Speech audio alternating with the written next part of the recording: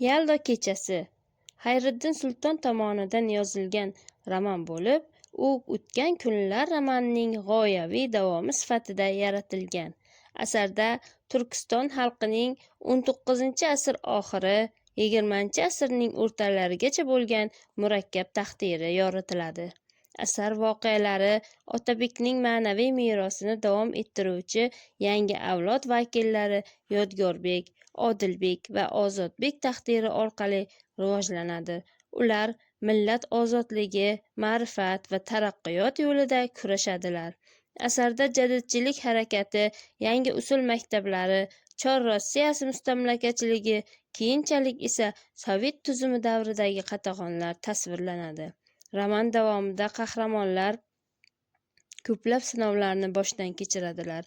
Ba'zilari vatan ravnaqi, millat uchun jonini fido qiladi. Ba'zilari esa qatag'on qurboniga aylanadi. Muallif xalqning eng og'ir, eng qorong'u kechasini tasvirlar ekan, kelajakka bo'lgan umid va ozodlik g'oyasini ham saqlab qoladi. Asarning asosiy g'oyalari millat va vatanga sadoqat, ilm-ma'rifatning kuchi, jadidlar faoliyatining ahamiyati, tarixdan saboq chiqarish, ozodlik va milliy o'zlikni anglash kabi g'oyalar bilan boyitilgan.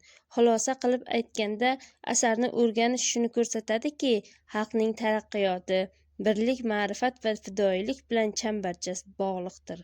Roman kitobxonni tarixdan saboq chiqarishga, ajdodlar merosini qadrlashga va yurt ravnaqi uchun mas'uliyat bilan yashashga undaydi. Shu jihatdan Yaldo kechasi nafaqat badiiy, balki ma'naviy, ma'rifiy ahamiyatga ega bo'lgan muhim tarixiy romandir.